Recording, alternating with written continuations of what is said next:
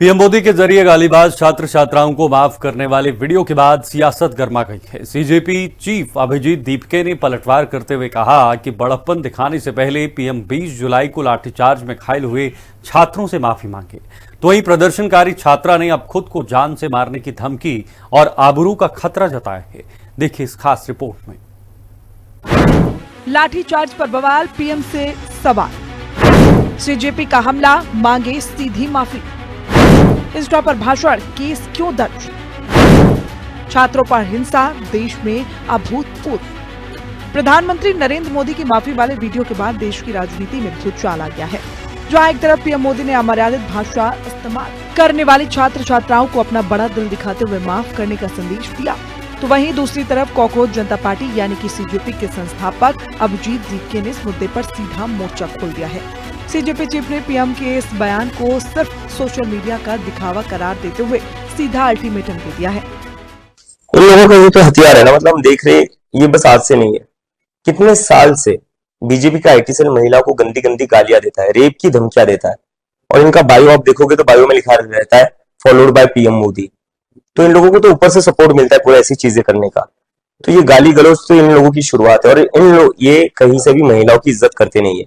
ये हमेशा महिलाओं को गंदी गालियां देते हैं, महिलाओं को डराते और धमकाते, ये नहीं चाहते महिलाएं आगे बढ़े कहीं से बढ़े। 20 जुलाई के लाठीचार्ज पर बड़ा बवाल, घायल छात्रों से पहले माफी मांगे पीएम। पैलेट गन और लाठियों का हिसाब दो, छात्रों पर दर्ज केस तुरंत वापस हो, सोशल मीडिया पर दिखावा बंद करी सरकार। अभिजीत दीपके ने साफ शब्दों में कहा कि सिर्फ कैमरे के सामने आकर बड़प्पन की बातें करने से जमीनी हकीकत नहीं बदल जाएगी। अगर प्रधानमंत्री वाकई दिल से बड़ा इंसान बनना चाहते हैं तो उन्हें जुबानी दिलासा देने की बजाय ठोस कदम उठाने होंगे और पुलिस को तुरंत निर्देश देकर बेगुनाह छात्रों पर दर्ज सभी मुकदमे वापस करवाने होंगे। इस पर मुझे ये लगता है सबसे पहले माफ करने से पहले मोदी जी को माफी मांगनी चाहिए स्टूडेंट से। जो 20 जुलाई को लाठीचार्ज हुआ है, जिन स्टूडेंट्स का सर फोड़ा गया है पैलेट गन से, जिनको इतनी ज्यादा सीरियस इंजुरीज हुई है, हाथ टूटे स्टूडेंट्स के, पैर टूटे, पहले उनसे माफी मांगिए आप और उसके बाद माफ कर सकते हो आप। पहले माफी तो मांगिए। जो 20 जुलाई को हुआ, जो ब्रूटैलिटी हुई, आज तक इस देश में वैसी ब्रूटैलिटी स्टूडेंट्स के अगेंस्ट कभी नहीं देखी गई। तो मुझे लगता है नरेंद्र मोदी को पहले उसके लिए माफी मांगनी चाहिए।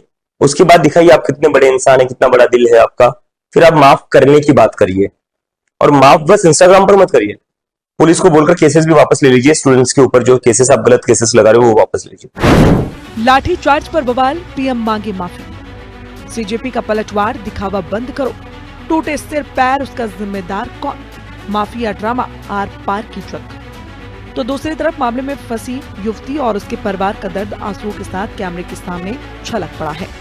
इंस्टाग्राम ने अननोन नंबर से आ रहे हैं, किसी ने मेरा नंबर लीक किया था, अननोन नंबर से आ रहा है। मुझे साफ साफ बोला जा रहा है जहाँ देखोगे आपको हम कर देंगे, आपका जहाँ देखोगे वहाँ पे आपकी हम ऐसा लाइक आपको रेप करेंगे आपका, फिर आपको फेंक देंगे किसी नाले में। केस वापस नहीं लिया गया है। पुलिस मेरे घर पे आज भी आई है, शाम को भी, सुबह भी आई थी, शाम को भी आई है, आती जा रही है। मेरी हर जगह पुलिस मेरे को ढूंढ रही है जैसे कि मैंने कुछ क्राइम करा है। और मैं बस इतना बोलना चाहती हूँ, मैं बहुत खुश हूँ उन्होंने मुझे माफ़ करा, बट प्लीज़ ये पुलिस सबका मैं नहीं टॉलरेट कर पाऊंगी। मामला सिर्फ धमकियों तक सीमित नहीं रहा। युवती की मां ने कैमरे के सामने जो सनसनीखेज दावे किए, उसने सुरक्षा व्यवस्था पर गंभीर सवाल खड़े कर दिए। मां का आरोप है कि उनकी बेटी को लगातार रेप करने और जान से मारने की धमकियां दी जा रही हैं। छात्रों के आंदोलन पर हुई बर्बरता और उसके बाद उपजे इससे जुबानी जंग ने सरकार की घेराबंदी बढ़ा दी है। एक तरफ गालीबाजों को माफ करने का पीएम का संदेश है, तो दूसरी तरफ लाठीचार्ज पर माफी की कड़क मांग। अब देखना होगा कि सीजेपी के इस सीधे हमले के बाद सत्ता के गलियारों से क्या जवाब आता है। Bureau report.